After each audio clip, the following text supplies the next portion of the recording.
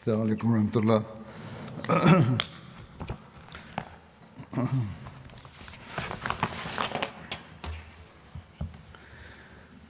أشهد أن لا إله إلا الله وحده لا شريك له وأشهد أن محمدا عبده ورسوله أما بعد فأعوذ بالله من الشيطان الرجيم بسم الله الرحمن الرحيم الحمد لله رب العالمين الرحمن الرحيم مالك يوم الدين إياك نعبد وإياك نستعين اهدنا الصراط المستقيم صراط الذين أنعمت عليهم غير المغضوب عليهم ولا الضالين.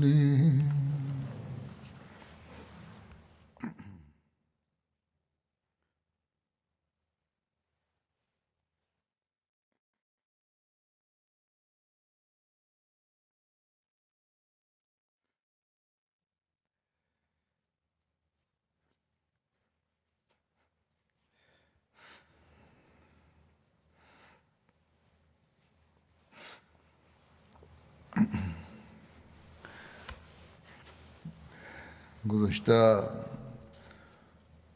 खुतबे से पहले जो खुतबा Dans mon avant-dernier sermon, j'ai évoqué les événements de l'époque du califat d'Abu Bakr as-Siddiq radhiyallahu anhu. उसमें मुख्तलिफ हवाले बयान किए गए थे जिनसे साबित होता है J'avais cité différentes références prouvant qu'Abu Bakr radhiyallahu anhu n'avait pas puni les apostats en raison de leur apostasie, उनके इर्तिदाद mais की en वजह से raison de leur rébellion et en raison de leur agression. की वजह से उनका जवाब दिया गया था.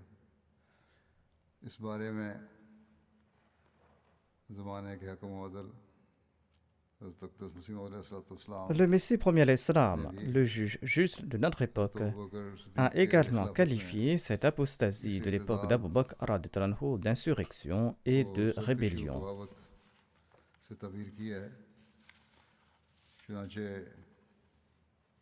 इसको जिक्र करते हुए हज़रत अबू बकर की जुर्रत और दिलेरी Il évoque l'étendue de la bravoure et du courage d'Abu Bakr radhiyallahu anhu en ces termes. कि अहले तहकीक से ये अमर मख्फी नहीं है Il déclare: कि आपकी खिलाफत का les chercheurs savent très bien que son califat était une période de peur et de malheur. सल्लल्लाहु अलैहि वसल्लम ने वफात पाई Quand le saint prophète Mohammed lui est décédé, और मुसलमानों पर les malheurs ont accablé l'islam et les बहुत से musulmans. मुनाफिक मुर्तद हो गए Nombre d'hypocrites se sont apostasiés, et ces apostats se sont soulevés, et un groupe d'imposteurs se sont proclamés prophètes. और अक्सर बात ये नशीन Et la majorité des Bédouins les ont soutenus, यहाँ तक कि मुसलमा कज़ाब के साथ tant et si bien qu'il y avait une centaine de milliers d'ignares et d'infâmes नहीं मिल गए qui se sont ligués autour de Moussaïlama le menteur. और मसाइब बढ़ गए. L'insurrection a éclaté, les malheurs ont pris de l'ampleur et les dangers मोमिनों को menaçaient शदीद partout. ज़लज़ला तारी हो गया. Les croyants étaient sous le choc. तमाम लोग आज़माए गए. Tout le monde a été éprouvé. वास्ता करने वाले Des événements terrifiants et traumatisants ont éclaté. और मोमिन ऐसे लाचार थे Les croyants étaient si impuissants comme si on avait jeté des braises ardentes dans leur cœur या वो छुरी से ज़िबा कर दिए गए. ou qu'on les avait égorgés à तो coups de खैरुल couteau. बरिया Ils pleuraient tantôt pour le départ du saint prophète Mohammed lui, le meilleur de la création, et ils pleuraient tantôt pour ces troubles qui étaient comme des feux réduisant tout en cendres. मन का शायबा तक न था. Il n'avait pas une lueur de paix. दास गंद के ढेर पर उगे हुए सब्जे की तरह छा गए थे. Les fauteurs de troubles étaient comme une nuée s'étendant partout. La crainte des croyants avait pris de l'ampleur. Leur cœur était terrifié, leur cœur était angoissé. En pareil temps, Abu Bakr radhiyallahu anhu a été nommé le chef de l'époque et calife du sceau des prophètes. Sallallahu alayhi wa sallam. Les actes des hypocrites et des mécréants, des apostats, l'avaient meurtri.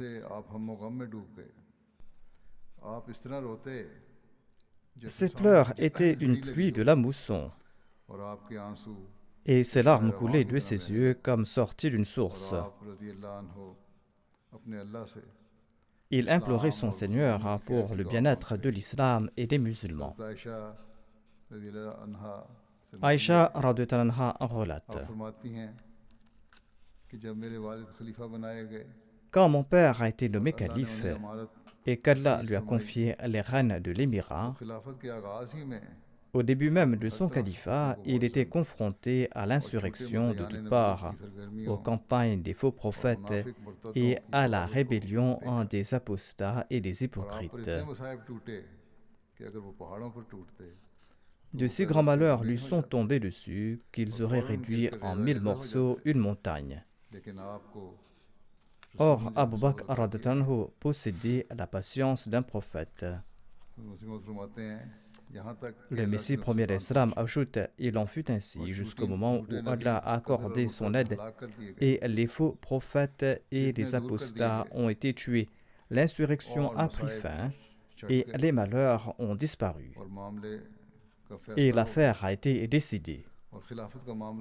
Le califat a été établi et Allah a protégé les croyants des malheurs et il a transformé leur peur en paix et il a renforcé leur religion et il a guidé tout un monde vers la vérité et il a humilié les fauteurs de troubles et il a accompli sa promesse et il a aidé Abu Bakr as-Siddiq, son serviteur. Et les chefs rebelles et les idoles ont été détruits. Il a inspiré une telle crainte dans les cœurs des mécréants qu'ils ont été vaincus. En fin de compte, ils se sont repentis. D'ailleurs, telle était la promesse de Dieu, et il est le plus véridique de tous. Considérez comment la promesse du califat a été accomplie en la personne d'Abu Bakr as-Siddiq avec toutes ses exigences et avec tous ses signes.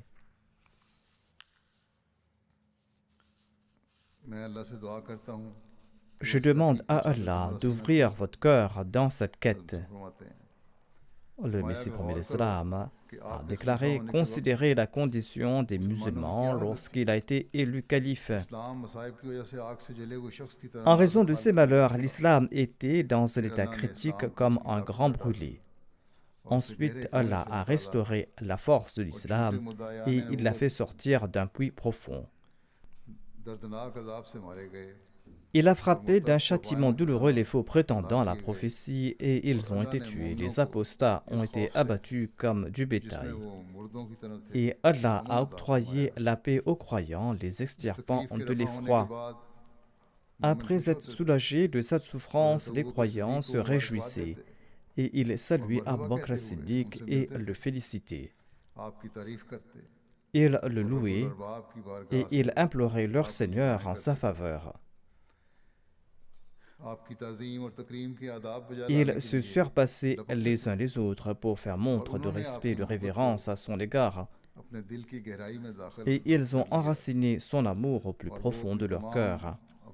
Et ils l'ont suivi dans toutes leurs affaires. Et ils lui ont été reconnaissants. Il a illuminé leur cœur et rafraîchi leur visage, et ils ont grandi dans leur amour pour sa personne, et ils lui ont voué obéissance corps et âme. Et ils le considéraient comme un être béni, une personne soutenue comme les prophètes. Tout cela était dû à la sincérité et à la profonde conviction d'Abu Bakr as-Siddiq radhiyallahu anhu. Ceci est tiré de l'ouvrage Silul Khilafa écrit en arabe par le Messie premier d'Islam. Il s'agit là de la traduction en ourdou d'un passage en arabe.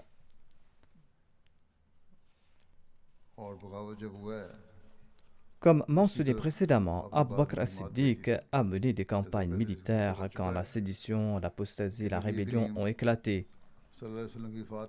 Après le décès du saint prophète Mohammed, paix soit lui, presque tous les Arabes avaient apostasié. Certains avaient uniquement refusé de payer la zakat.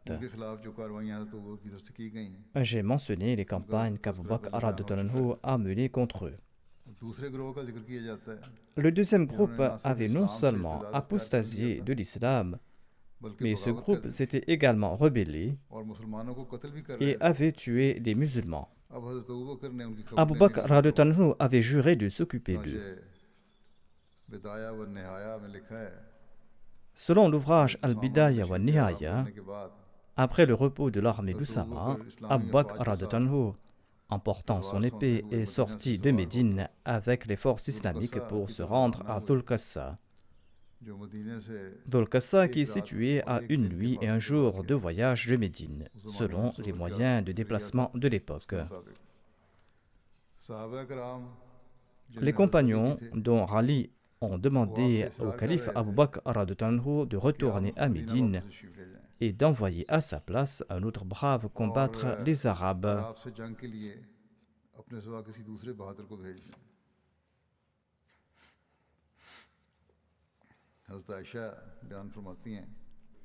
Aïcha relate à ce propos: pendant que mon père s'éloignait sur sa monture avec son épée, Ali bin Abi Talib a attrapé les rênes de son chameau et il lui a dit: au calife du prophète, sallallahu alayhi wa sallam,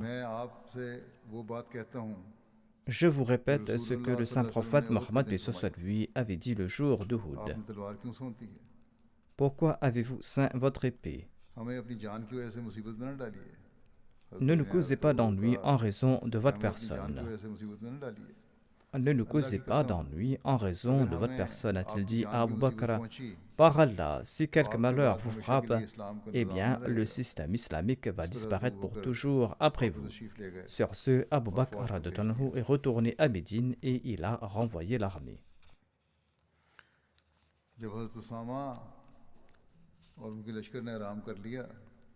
Oussama et son armée s'étaient reposés et leur monture avait repris des forces. L'État avait reçu l'argent de la zakat qui était supérieur aux besoins des musulmans. Sur ce, Abu Bakr a divisé l'armée et il a confié 11 drapeaux au commandant. Khalid bin Walid en a reçu un. Et il a reçu l'ordre de livrer bataille contre Tulayha bin Khuwaylid. Ensuite, il devra partir combattre Butaha bin Malik bin Nuwayra. Ils étaient tous des apostats souhaitant se battre. Khalid devait donc combattre ces apostats tant qu'ils n'avaient pas jeté leurs armes.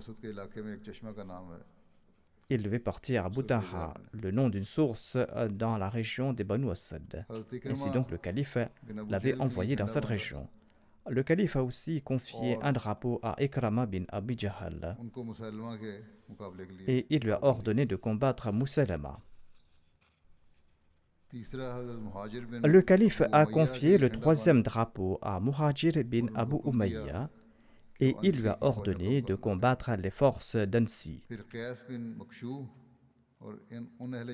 Il devait aussi combattre Qais bin Makshou et les gens du Yémen qui se battaient contre Al-Abna, et il devait aussi aider les gens d'Al-Abna. Les gens d'Abna étaient les descendants des Persans qui s'étaient installés au Yémen et qui avaient épousé des Arabes. Il a déclaré qu'après avoir terminé cette campagne, il devrait se rendre à Hadramaut pour combattre Kinda. Hadramaut est une région du Yémen. Abu Bakr a confié le quatrième drapeau à Khalid bin Saïd bin As et il l'a envoyé à Hamkatain, qui est situé à la frontière de la Syrie. Il a confié le cinquième drapeau à Amr bin al-As et il lui a ordonné de partir combattre Qada, Wadiya et Harith. Le calife a confié le sixième drapeau à Huzaifa bin Mahsen Ghaffani et il lui a ordonné de partir vers le peuple de Daba. Daba était un marché arabe à Oman. Oman est une ville ancienne et elle était célèbre pour son marché. Harsama a reçu le septième drapeau et le calife lui a ordonné de se rendre à Mahra. Mahra, qui est une région du Yémen. Abu Bakr leur a demandé de se réunir en un seul endroit, mais qu'ils seront les gouverneurs de leurs domaines respectifs. C'est-à-dire, le premier sera le gouverneur sur les Yéménites et le deuxième sur les autres. Ensuite, Abu Bakr a envoyé Shahrabil bin Hassana dans la suite d'Ikrama bin Abi Jahl. Et il lui a ordonné de combattre Qada après la campagne à Yamama. Et il lui a dit qu'il sera le chef de son armée dans la bataille contre les apostats. Le calife a confié le neuvième drapeau à Turayfa bin Hajiz et il lui a ordonné de combattre les Banu Sulaym et les Banu Hawazin. Il a confié le dixième drapeau à Suwaid bin Muqarrin et il lui a ordonné de se rendre dans la région de Tihama au Yémen. Il a confié le onzième drapeau à Ala bin Hadrami et il lui a ordonné de se rendre au Bahreïn. Ces commandants sont partis dans leurs directions respectives de Dhul Qassa. Abu Bakr a ordonné aux commandants de chaque détachement de prendre dans ses rangs des musulmans solides partout où il passerait et de laisser quelques forces aguerries derrière lui pour protéger son territoire. Un auteur a mentionné cette division d'Abu Bakr en ces termes. Dhul Qassa a été choisi comme base militaire d'où les forces islamiques ont marché vers les différentes zones pour écraser le mouvement d'apostasie. Le plan d'Abu Bakr révèle son intelligence unique ainsi que son expérience très précise de la géographie de son pays. Il ressort clairement de la division des troupes et de la limitation de leur champ d'action qu'Abu Bakr avait une connaissance précise de la géographie, des repères, des habitations humaines et des routes de la péninsule arabique. C'était comme si la péninsule arabique était devant ses yeux, comme c'est le cas aujourd'hui avec des centres de commandement équipés de la technologie moderne.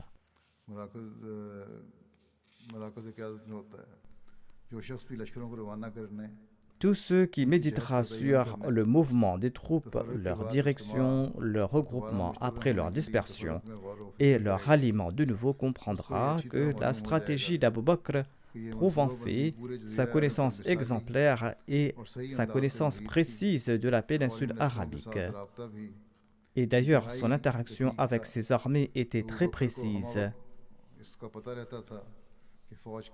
Abu Bakr savait à tout instant où se trouvait l'armée. Il était au courant de ses mouvements et de tout fait à ce propos. Et il savait aussi quels étaient ses succès et quel était son programme du lendemain. La correspondance était très précise et rapide. Et les nouvelles du champ de bataille atteignaient Abu Bakr à Médine au centre de commandement. Il était en contact avec toute l'armée. Abu Haythama Ansari, Salma bin Salama, Abu Barza Aslami, Salma bin Waqsh ont joué un rôle important dans la couverture militaire entre le centre de commandement et le champ de bataille.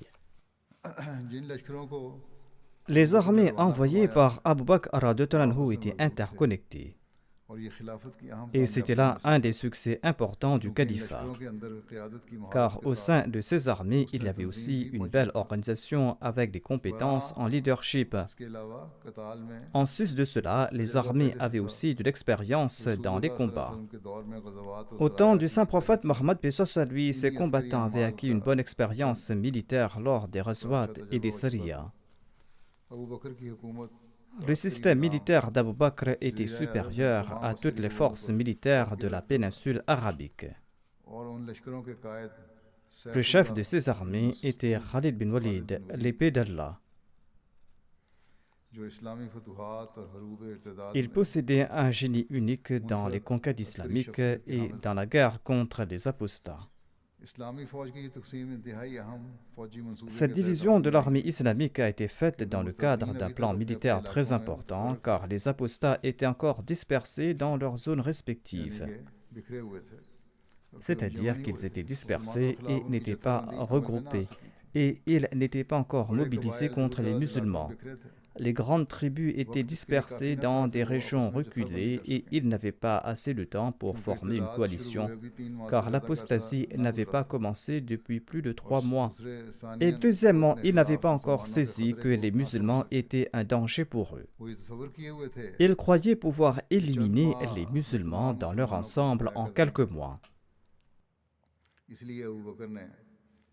C'est pourquoi Abu Bakr a voulu réduire promptement leurs forces avant qu'ils ne puissent se mobiliser pour la victoire de leur cause mensongère. Par conséquent, Abu Bakr s'est informé à leur sujet avant que l'insurrection ne s'intensifie. Et il ne leur a pas permis de se soulever, de décrier les musulmans et de nuire aux musulmans. Un écrivain évoque la nomination des commandants par Abu Bakr radhiyallahu anhu.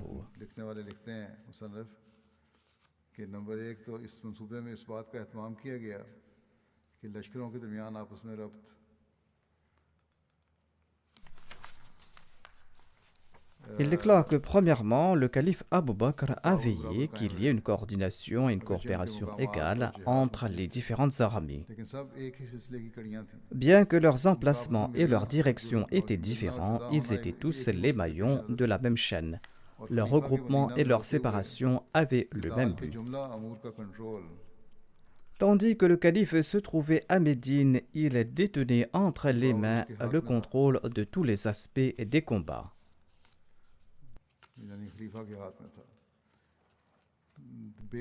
Deuxièmement, le calife As-Siddiq a gardé une partie de l'armée pour la protection de Médine, la capitale. De même, il avait maintenu auprès de lui un groupe de grands compagnons pour leur avis dans les affaires de l'État. Troisièmement, le calife Abu Bakr radhiyallahu anhu savait qu'il y avait des forces musulmanes dans les zones touchées par l'apostasie. Il craignait que ces musulmans ne soient la cible de la colère des polythéistes. Ainsi donc, il a ordonné aux commandants de prendre ceux de ces musulmans qui sont forts et de laisser des renforts en arrière pour assurer la protection de ces zones. Quatrièmement, le calife Abu Bakr a adopté le principe d'al-Harb Roda lors des combats. L'armée indiquait vers une cible tandis qu'elle avait une autre cible. Il a pris de grands soins pour que son plan ne soit pas exposé. Ainsi, la dextérité politique, l'expérience, le savoir-faire et les victoires fluides sont notables sous la direction d'Abu Bakr.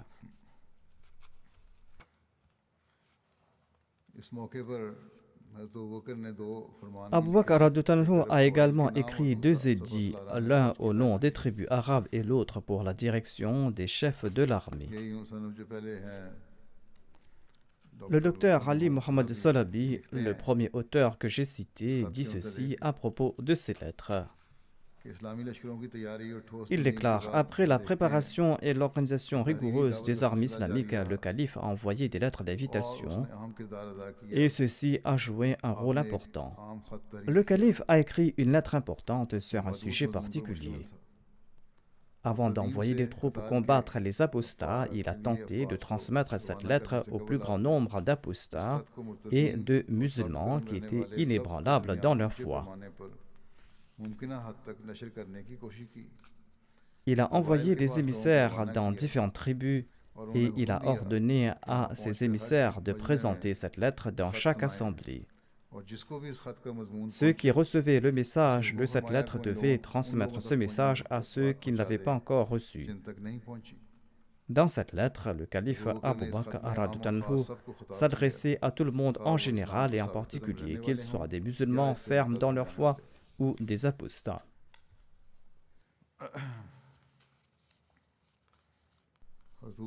De parmi tous les chroniqueurs, c'est Tabari qui a mentionné de manière plus détaillée cette lettre d'Abu Bakr adressée aux tribus arabes. Le Messie premier alayhi salam a également mentionné cette lettre dans son ouvrage Silul Khilafa. Il déclare ici: il est pertinent de mentionner la lettre que le grand Siddiq a envoyée aux tribus arabes, ces tribus arabes qui avaient apostasié. Tout lecteur de cette lettre saisira l'effort accompli par le calife Abu Bakr en faveur du respect des signes d'Allah et de la défense de la sunna de l'envoyé d'Allah sallallahu alayhi wa sallam. Après en avoir eu connaissance, ces lecteurs grandiront dans leur foi et dans leur perspicacité spirituelle. Le Messie premier a ensuite mentionné cette lettre qui se lit ainsi: Bismillahirrahmanirrahim. Ceci est la lettre d'Abu Bakr, le calife de l'envoyé d'Allah, sallallahu alayhi wa sallam, à tous ceux parmi les masses et les notables qui demeurent dans le giron de l'islam ou qui se sont détournés de l'islam. Paix sur ceux qui suivent la direction et qui ne se sont pas revenus à l'erreur et à l'aveuglement après avoir reçu la direction. En vérité, je loue Dieu en dehors de qui il n'y a pas d'autre Dieu. Et j'atteste qu'il n'y a pas d'autre Dieu hormis Allah, il est unique et il n'a pas d'associé. Et j'atteste que Muhammad sallallahu alayhi wa sallam est son serviteur et son messager. Nous croyons en l'enseignement qu'il a apporté. Et à nos yeux, ce qu'il a rejeté est l'incroyance contre laquelle nous luttons. En vérité, Dieu a envoyé Muhammad sallallahu alayhi wa sallam avec la vérité vers sa création. Il l'a envoyé comme un porteur de bonnes nouvelles et comme un avertisseur, et comme celui qui appelle les autres à Dieu avec sa permission, et comme une lampe éclairante, afin qu'il avertisse tous ceux qui sont vivants et afin que s'accomplisse la parole contre les mécréants. Dieu a guidé quiconque a répondu à l'appel du saint prophète Mohammed paix soit lui. Et l'envoyé d'Allah sallallahu alayhi wa sallam, avec sa permission, a frappé quiconque lui tournait le dos jusqu'à ce qu'il vienne à l'islam de plein gré ou à contre-cœur. Ensuite, l'envoyé d'Allah sallallahu alayhi wa sallam est décédé, ayant exécuté l'ordre de Dieu et ayant conseillé sa communauté et ayant exécuté le devoir qui lui incombait, tout comme Dieu lui avait expliqué, et au peuple de l'islam dans le livre révélé. Il affirme en effet à ce propos que Innaka mayitun wa innahum mayitun, c'est-à-dire tu vas mourir toi ô prophète et eux aussi ils vont mourir. Dieu a aussi déclaré wa ma ja'alna li basharin min qablikal khuld. Nous n'avons rendu aucun homme immortel avant toi. Et Dieu a aussi déclaré Afa immitta fahumul khalidun, si tu meurs, serait-il immortel? Et aux croyants, Dieu a annoncé Wama Muhammadun illa rasul kad khalat min qablihi ar-rusul afa imata aw qutila inqalabtum ala aqabikum. ينقلب على عقبيه فلن يضر الله شيئا وسيجزي الله الشاكرين. ومن ينقلب على عقبيه فلن يضر الله شيئا وسيجزي الله الشاكرين. Et Mohammed n'est qu'un messager. En vérité, tous les messagers avant lui sont morts. Alors, s'il mourait ou s'il était tué, est-ce que vous allez retourner sur vos pas? Et celui qui retourne sur ses pas ne pourra nullement nuire à Allah.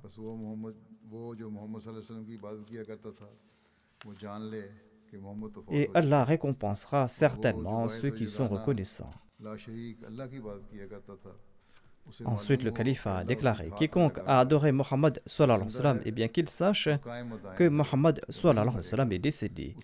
Mais quiconque adorait Dieu l'unique, Dieu qui n'a pas d'associé, eh bien qu'il sache que Dieu est toujours avec lui et que Dieu est vivant, il est éternel. Il ne meurt pas et l'assoupissement et le sommeil ne l'affectent pas. Il est le protecteur de ses œuvres et il se venge contre ses ennemis et il les punit. Je vous recommande la crainte de Dieu et je vous recommande de mériter votre juste part que Dieu vous a réservée. Je vous encourage de suivre l'enseignement que votre prophète sallallahu alayhi wa sallam vous a apporté. Et je vous recommande de vous laisser guider par sa direction et je vous recommande de vous attacher à la religion de Dieu. Car celui que Dieu n'a pas guidé est égaré, et celui qu'il n'a pas sauvé est affligé, et celui que Dieu n'a pas aidé est abandonné. Celui que Dieu guide est sur le droit chemin, et celui qui laisse s'égarer est perdu. En effet, Dieu a déclaré à ce propos dans le Saint-Coran: Man yahdillahu fahuwa al-muhtad wa man yudlil falan tajida lahu waliyan murshada.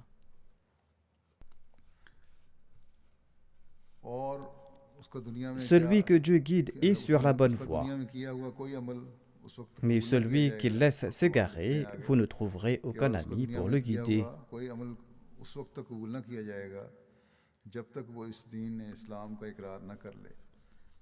Et aucune de ses œuvres en ce monde ne sera acceptée, dit le calife Abu Bakr. Aucune de ses œuvres dans le monde ne sera acceptée tant qu'il ne reconnaîtra pas la religion de l'islam. Aucune repentance ou aucune rançon ne seront acceptées de sa part dans l'au-delà. J'ai appris que certains d'entre vous se sont détournés de leur religion après avoir reconnu l'islam et après l'avoir pratiqué, et ce par négligence envers Allah et par ignorance de son commandement et en suivant Satan.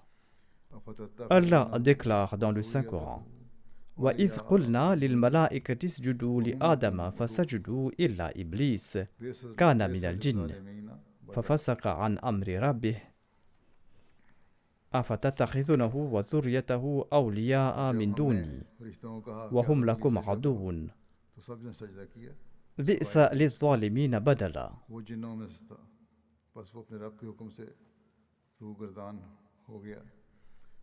Quand nous avons dit aux anges: prosternez-vous devant Adam, ils se sont prosternés à l'exception d'Iblis. Il était l'un des djinns et il s'est écarté de l'ordre de son Seigneur.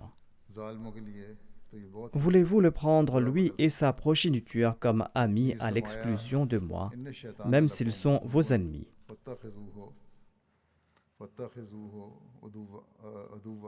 Quel mauvais échange pour les transgresseurs! Allah a aussi déclaré: Inna shaytana lakum aduwwun fattakhidhuhu aduwwa. Innama yad'u hizbahu liyakunu min ashabis sa'ir. Certainement Satan est votre ennemi, prenez-le pour ennemi donc. Il invite les gens de son parti afin qu'ils soient parmi les gens du feu.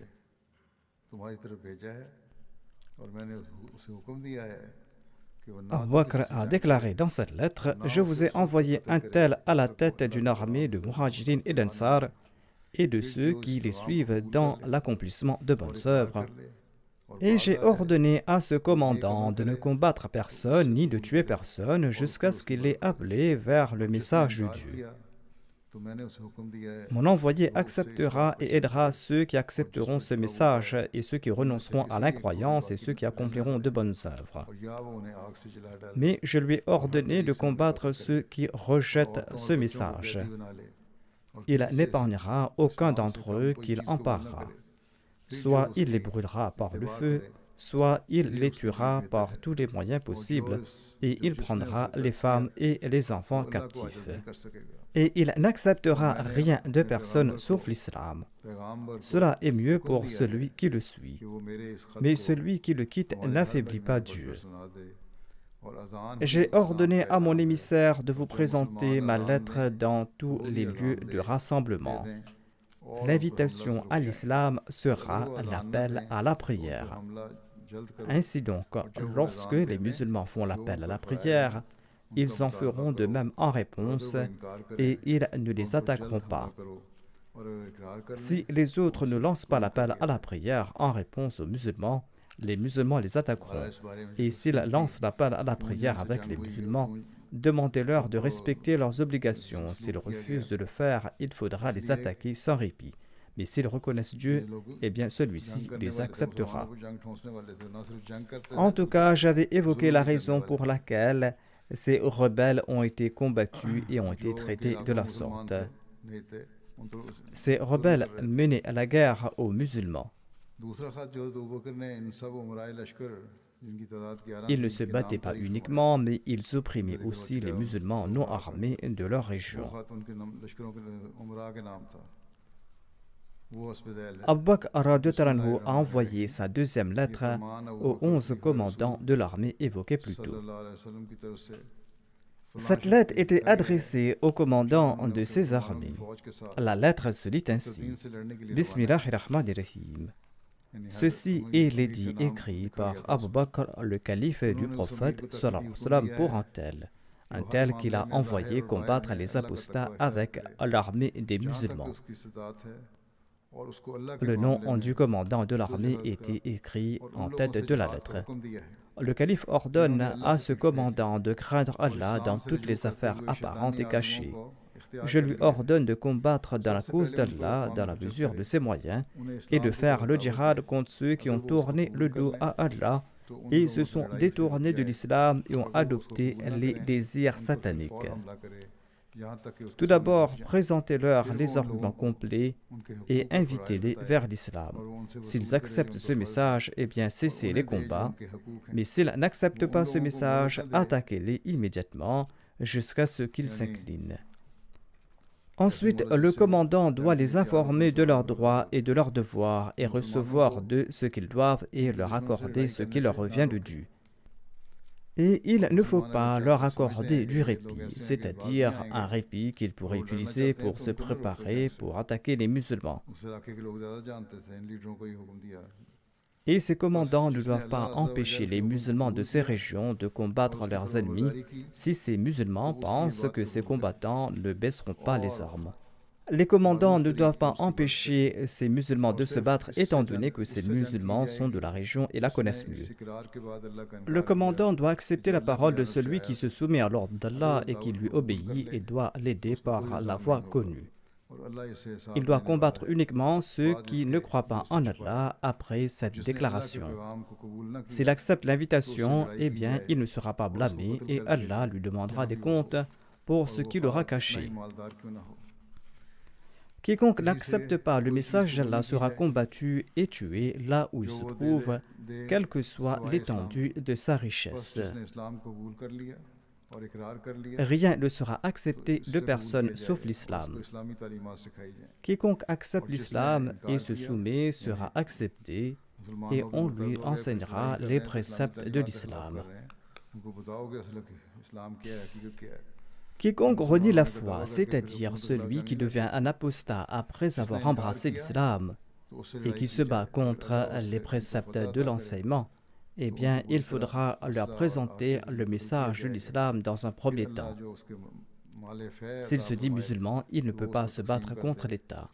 Celui qui refuse sera combattu. Si Allah accorde la victoire aux musulmans contre ses ennemis, eh bien, ils seront tués par les armes et par le feu. Le commandant distribuera tout butin qu'Allah lui accordera, sauf le khums qu'il nous enverra à Médine. Ce commandant devra empêcher ses camarades de se précipiter et de faire des émeutes. Et il ne doit laisser aucun étranger se joindre à ses rangs jusqu'à ce qu'il le connaisse, de peur qu'il ne soit un espion. En somme, il faudra faire attention de ne pas admettre quelqu'un dans les rangs de l'armée tandis qu'il est un espion. Il faudra enquêter sur lui avant de l'enrôler.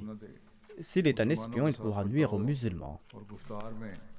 Il devra être bienveillant et modéré envers les musulmans au cours du voyage et lors des pauses, et être informé de leur situation. Il ne doit pas ordonner à une partie de l'armée de se précipiter sur l'autre. Il doit être gentil et doux dans ses relations avec les musulmans. Certains points méritent des explications. Ces points n'ont pas été expliqués ici. Parfois, cela peut créer une fausse impression de l'islam. J'ai expliqué dans le dernier sermon que tous ces apostats étaient les instigateurs de la guerre. C'étaient des combattants. Non seulement avaient-ils mené la guerre, mais ils avaient aussi opprimé les musulmans de leur région. Ils les ont tués, ils les ont brûlés. Ils ont brûlé leurs maisons, tandis que ces musulmans se trouvaient à l'intérieur. Abu Bakr a déclaré qu'il fallait se venger contre ces gens-là et les punir de la même manière. Le Messie promet l'Islam avait cité la lettre qu'il devait être puni de la même manière. Ceci est d'ailleurs l'ordre du Saint-Coran, notamment d'infliger aux coupables les mêmes châtiments qu'ils ont fait subir à leurs victimes, et cela en guise de représailles. Un auteur a présenté une explication à ce sujet. Il s'agit du même docteur Ali Mohammed Salabi. Il déclare qu'il est dit que ces rebelles apostats doivent être brûlés. Mais il ajoute qu'il n'est pas permis de punir quelqu'un par le feu. Le saint prophète Mohammed lui a également déclaré que seul Dieu est à même d'infliger le tourment par le feu. Mais ici, l'ordre de les brûler a été donné parce que c'est ainsi que ces mécréants traitaient les croyants. Il s'agissait donc d'un châtiment en représailles. Le même livre mentionne également la même lettre d'Abu Bakr qui stipule que quiconque refuse de retourner dans les rangs des musulmans et qui persiste dans la voie de l'apostasie, eh bien celui-là fait partie des combattants qui doivent être attaqués, tués et brûlés. Allah affirme également dans le Saint-Coran que si d'aucuns vous oppriment, eh bien vous devez leur infliger des punitions similaires. Comme je l'ai évoqué dans le précédent sermon et dans celui-ci, ces rebelles avaient brûlé vivants les musulmans, ils les ont tués de manière odieuse.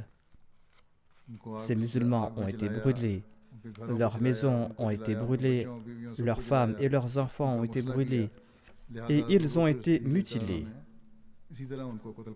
C'est pour cette raison que le calife Abu Bakr a ordonné qu'on les tue en représailles et qu'on inflige aux coupables des châtiments similaires à ceux qu'ils ont infligés aux musulmans.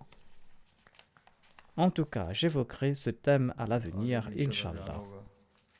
Au cours du Ramadan, je prononcerai peut-être des sermons sur d'autres thèmes, et l'intervalle durera peut-être quelque temps, mais en tout cas, j'évoquerai d'autres détails à ce propos dans le prochain sermon sur ce thème.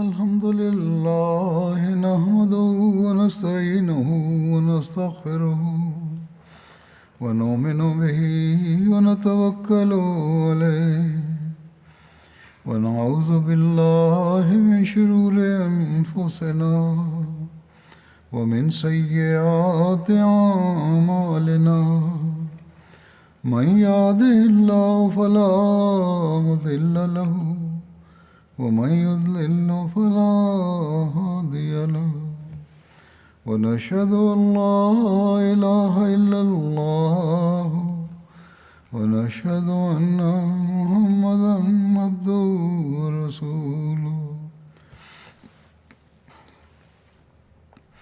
عباد الله رحمكم الله إن الله يأمر بالعدل والإحسان وإيتاء ذي القربى وينهى عن الفحشاء والمنكر والبغي يعظكم لعلكم تذكرون اذكروا الله يذكركم وادعوه يستجب لكم ولذكر الله أكبر.